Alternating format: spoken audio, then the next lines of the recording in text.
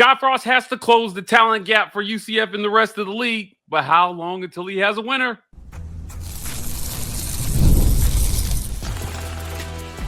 You are Locked On UCF, your daily podcast on the UCF Knights, part of the Locked On Podcast Network, your team every day. Welcome on in to Locked On UCF, your daily UCF podcast. I'm your host, Mike G, and thank you so much for making Locked On UCF your first listen of every day. Joining me as he does every single week is my good friend, Andrew Gluco from The Last Word on Sports. First word on this topic, Andrew, we're talking about talent. Recruiting is well in swing right now. Scott Frost is trying to get what he can out of the portal and from high school. But there's a talent gap between UCF and the rest of the league. On today's show, we're going to talk about what it's going to take to close that talent gap, where they start, and how long should we wait until they have a winner. Let's start with the talent gap itself. Clearly, he's got some catching up to do. It was a tough run for UCF last year in stride to a 4-8 season. Scott Frost has got to rebuild this roster to catch up with the BYUs of the conference. Now you've got to contend with Dion in Colorado and the recruiting monster he's building there as well too. Arizona State, Iowa State, everybody seems to be ahead of UCF. And as we before we started recording, as we noted, they rank pretty close to the bottom. Yeah, you look at the Vegas odds, and they're not pretty. You know, they're in the bottom quarter, but I think it's very fair to put it there. You know, UCF last year had a very senior laden roster that was built to go championship or bust, and they busted badly. Well, this is a much leaner roster, and with the exit of Gus Malzahn, there was a hitting of the reset button, and Scott Frost comes in. He basically tells you, hey, Don't expect too much yet. It's going to take time. You look at the quarterback room. It's lean. It's real lean. In fact, it's picked out as one of the top 10 bleakest quarterback rooms via CBS Sports, and I think it's well founded because when you look what's there, there's really not much there. But so Frost didn't get a chance to have a December recruiting class. He salvaged what he could through in February. He salvaged what he could in the portal. But Brett McMurphy was posted a tweet saying that there was 2 ACC coaches when asked to sum up what's left in the portal. They basically said it was trash. There's no one really out there worth anything. So UCF's kind of stuck at this point. They've got the horses that they have. But it's going to take some time and some investment. Look at what Texas Tech is doing. They are investing big time to really build a potential winner there. That's a starved program as far as a championship. They've come close a couple times, but they really are looking to buy themselves a title. But with teams like that and the BYUs out there that just have the ability to attract that talent, UCF is going to have to really work on building the freshman pipeline. They've started with Kane Archer and others, but it's not going to happen overnight. And I think fans need to have a tempered expectation. I still say 6-6 is your floor. That should always be your floor, especially when you're still in this growing phase. But fans need a tempered expectation on what Frost and his crew are going to be able to put together. Yeah, they do need a tempered expectation, but they need realistic expectations as well, as far as what they should expect in year one. You and I have had many conversations about this over the last 5 or 6 months, but I keep coming back to talent evaluation and development. The development piece is going to be so important because until you have proof of concept, Andrew, you're going to have to do more with less if you're Scott Frost and McKenzie Milton, especially. You talking about that quarterback room. Who you said there described the quarterback room as a mess. Well, hopefully those guys hear that. Hopefully they take it personally.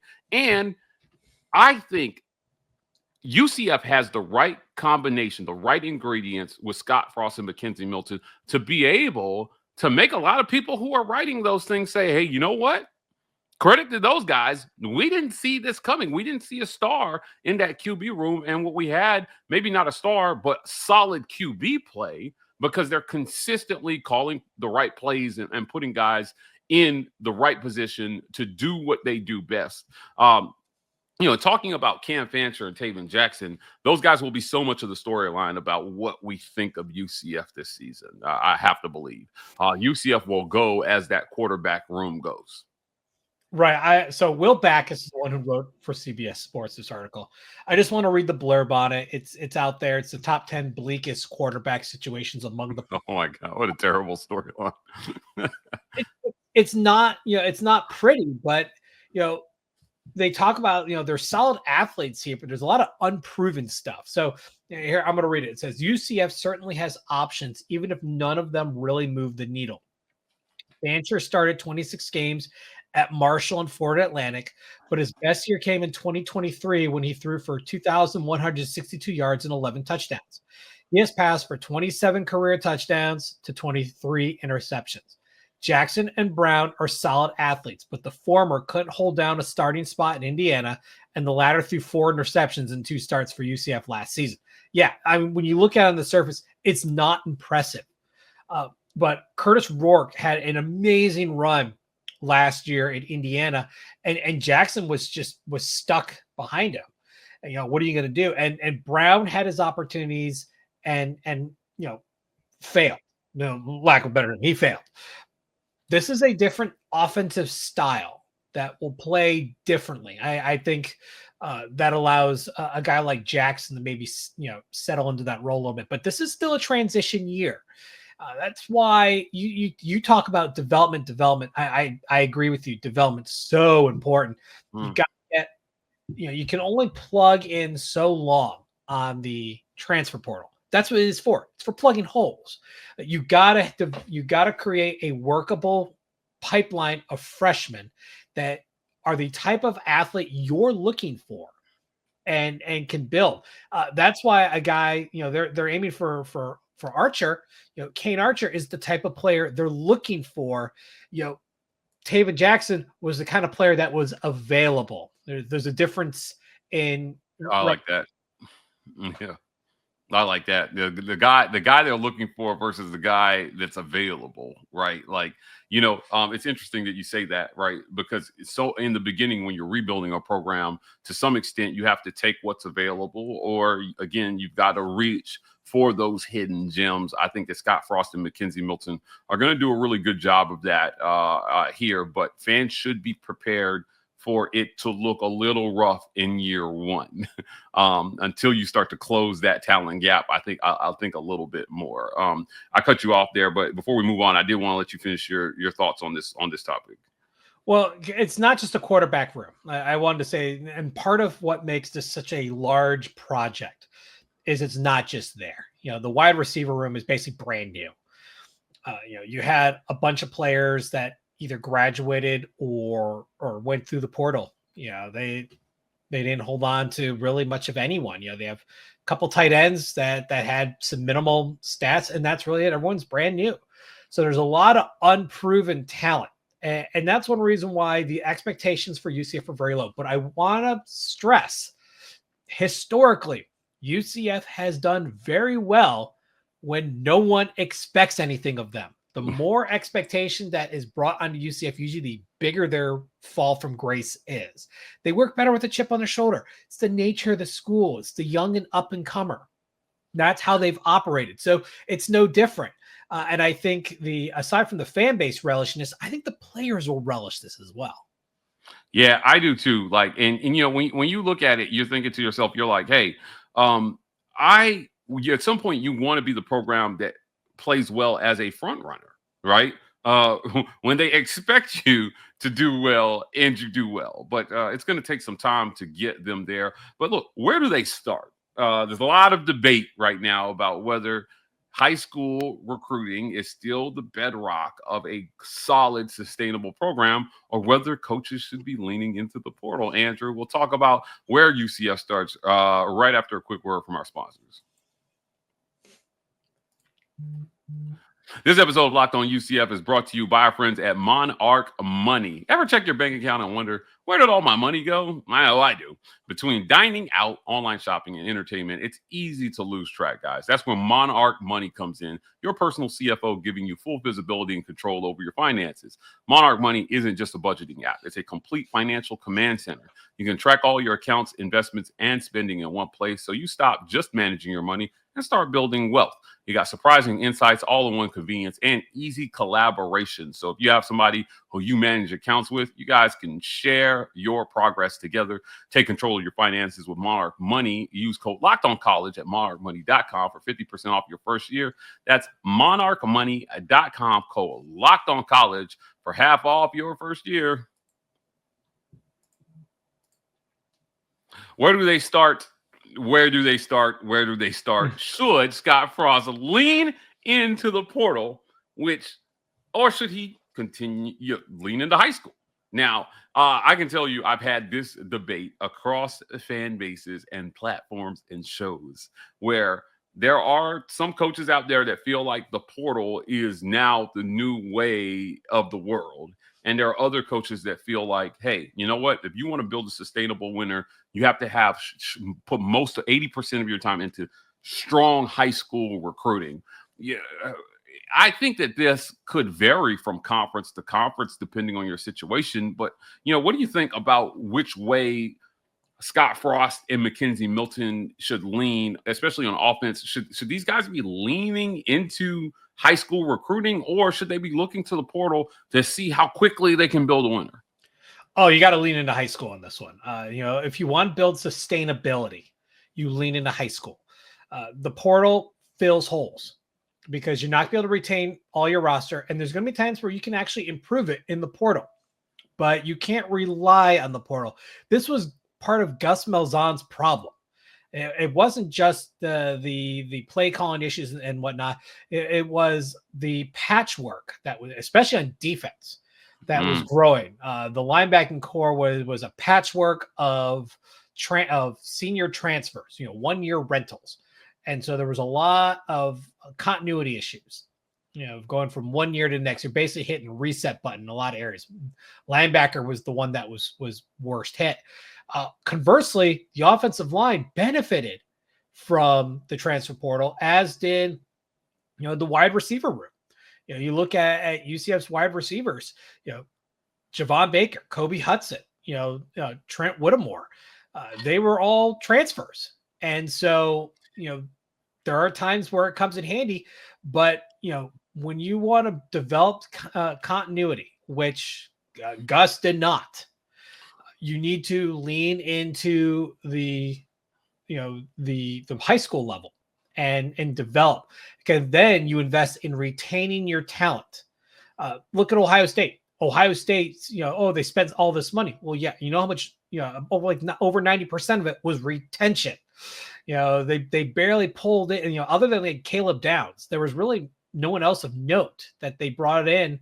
Him and Quinshon Judkins. Other than that, that was it. They pretty much retained the team. And so I think UCF would be well pressed to do the same way.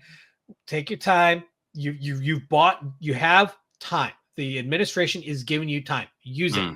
Work on building your high school pipeline and develop the relationships there, while in the meantime, you're using the portal to supplement the holes that are still there. You need some experience, use the portal.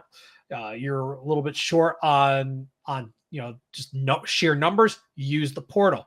But to lean in on the portal and expect that to deliver, that's not going to pan out in the long run. And I think that was one of the things that really hurt Gus Malzahn is on the defensive side of the ball, was that lack of continuity. Yeah, I would agree. And then he went to the portal, and when that guy busted, his whole season went down the tubes, right? With KJ Jefferson. It's funny.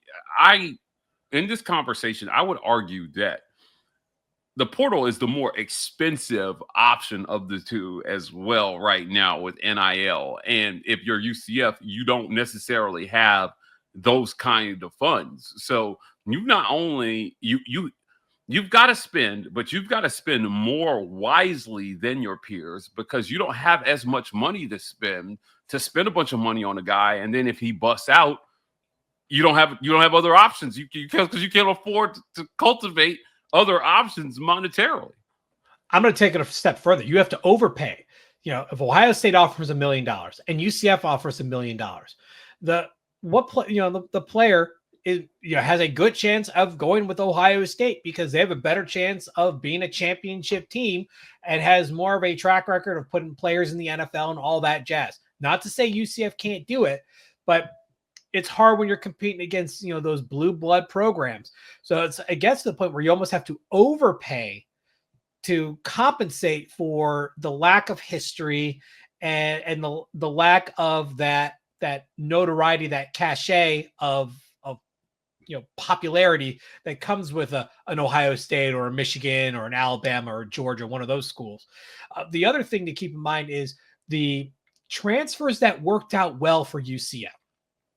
RJ Harvey, Baker, Hudson, they were guys that were brought in after maybe a year out of college. So they're just outside of high school. They're not the grizzled seasoned veteran. So you're still taking flyers on these players, much like you would in the high school realm. Obviously, your talent pool is a little bit different.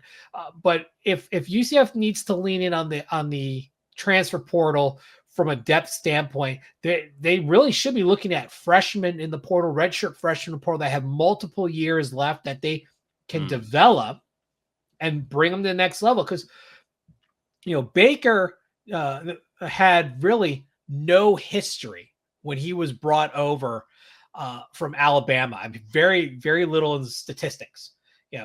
Most of it was built at UCF.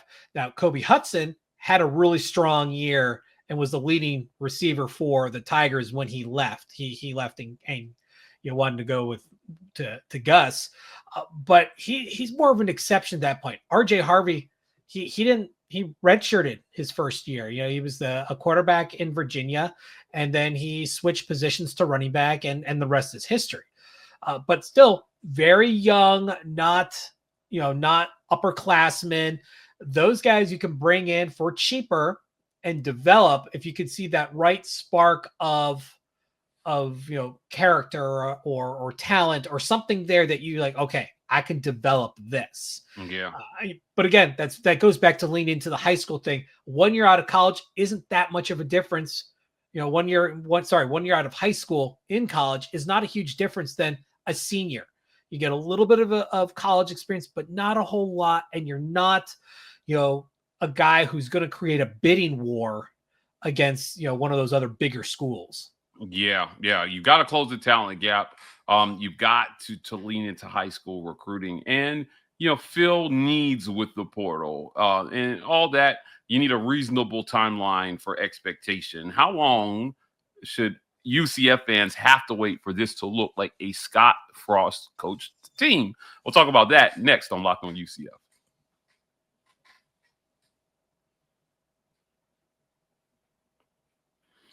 How long should fans have to wait for this to look like a Scott Frost coached team?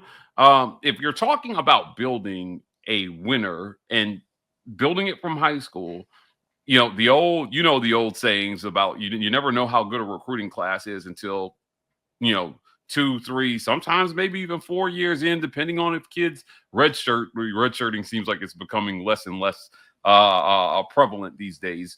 But it takes years. I think it takes years before you know what a high school recruiting class looks like, Andrew. But with the advent of the portal, now the expectation has shifted that coaches can turn programs around faster, finding key pieces in the portal, finding transformational players in the portal, similar to what Miami did with Cam Ward last year. Right? I still think 3 years is the magic number. Yeah, I agree with you. I think that I don't think people should be fooled by the portal. I think that there's a lot of fool's gold there, and the Cam Wards there's so few of those guys that not a whole lot of programs are going to be able to go out and find a player like that. Now, he was commanding top dollar when he was transferring, and certainly we've seen some very high-profile transfers, particularly at the QB position over the years, leave their program and go someplace else and find success. I mean, think that Joe Burrow was Ohio State's third QB. Third, right? This is a guy who's already been to a Super Bowl, Andrew, and he was third in that QB room. And that's not to say that the guys in that room weren't talented, certainly, but I mean, somebody looked at Joe Burrow and said, I don't think he's better than these other guys. They were wrong, but it just points to that talent evaluation is not an exact science. And so if you're getting it right more often than not, then maybe you're on the front end of that timeline at like 2.5, 3 years. But certainly I think that this may not look like truly like a Scott Frost coached team, or let me not say coached team, but like, you know what I mean? Like the personality, the style of team. Yeah. Until year 3. And it's very possible that they won't have the right personnel or enough of the right personnel until year 3. This is not like what happened the first time around. One, the rules are different. This is much more of a transient sport now, or college sports in general is much more transient. You have the portal, you have NIL. It's more of a mercenaries game. UCF's 2015 is the most talented winless team you will ever find. There were a lot of good talent on that team that ended up playing in the NFL. It was just that you had a coach that had no desire to coach. He wanted to retire 2 years earlier, and it just fell apart. They were missing certain pieces in key areas. But I mean, you had really talented, skilled positions, and you had Shaquille Griffin in the defensive backfield. I mean, you had some talented guys that end up playing on Sundays and playing for a number of years on Sundays. I would say the 2025 UCF squad, not as good, top to bottom, just not as talented. And it's going to take Scott Frost more time to tool it, to put it together. You're going to have to, work that freshman recruiting class. There's a lot of time for things to go right and go wrong, because we know how fickle high school recruiting is. You got, that December signing day is big. And even then, we've learned it's not a guarantee. There are players that come in and then immediately hit the portal by the end of spring ball. So, until we get to basically after the spring window, then we'll know what this team's really going to look like. I would not be too surprised if the NCAA with eventually closes the spring window. I think it causes the coaches want it gone. It causes all sorts of roster mayhem. That's why spring games are going away, because it's creating too much, film for players to use to market themselves or leverage for better deals elsewhere or within their own schools. I mean, from a business standpoint, it's smart, but I could see why schools are very apprehensive. UCF didn't have a spring game this year. Now they use the excuse of the construction, everything. I don't buy it. They could have had one. But here we are. I think 3 years is still a very reasonable timeline. You get that organic development. You get the players that you want. Sure, you're going to lose some along the way, but you get the best chance to get the players you want. Do what you have to do to retain them and develop them. And by year 3, maybe even less, they're playing, they're starters and they're doing their thing. Yeah, the greatest gift the UCF administration can give Scott Frost and his staff is patience. And I think patience and support. And I think he'll build a winner in Orlando again. So if he can get those things, they'll be happy with those results 2-3 years from now. Now, I just want to acknowledge Scott Frost is not the only coach trying to improve his team. Other teams in the Big 12 will have something to say about how much progress he makes towards that goal and how fast. But certainly if you are superior at talent evaluation and the development piece, the also important development piece, I think that he'll find himself ahead of the curve and eventually in front of most of those coaches going into year 4. But by year 3, I think that's reasonable to say that's the team we'll look back and say, this is now Scott Frost's program. Because, it's not that easy to phase out the old regime. It takes a couple years. And, you're talking about, a lot of players that you have to manage that you didn't recruit for a few years. And hopefully you get those guys up to speed. You get some of those guys into the draft. You produce better than expected results, Andrew, in less time. I just don't want anybody to be fooled by, let's say UCF has the surprise season in year 2 that nobody expects they have. It doesn't really change the timeline for what it takes to build sustainability, if that makes sense, right? We see this happen all the time. I would say this. Remember what Kenny Dillingham said after their season ended versus Texas.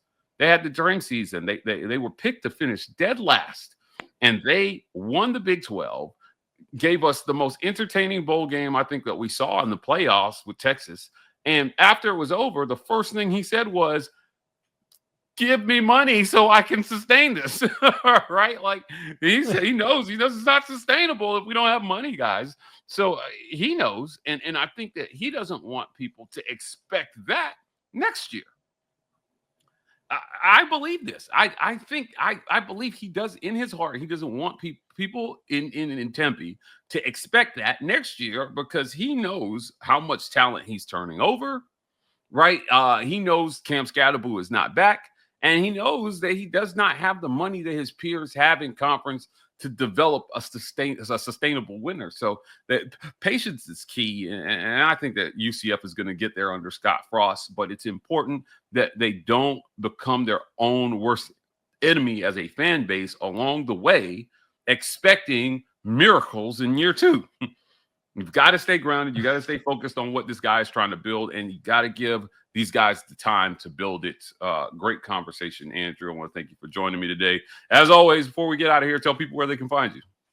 You can catch me on Twitter/X or Blue Sky at StatBoyDrew, and you can catch my work on The Last Word on College Football, a part of The Last Word on Sports Family. That's it for another great edition of Locked On UCF. Thank you so much for making us your first listen of every day. For your next listen, go check out Locked On Big 12. You can find them on YouTube or wherever you listen to your podcast. You can find us here tomorrow on Locked On UCF.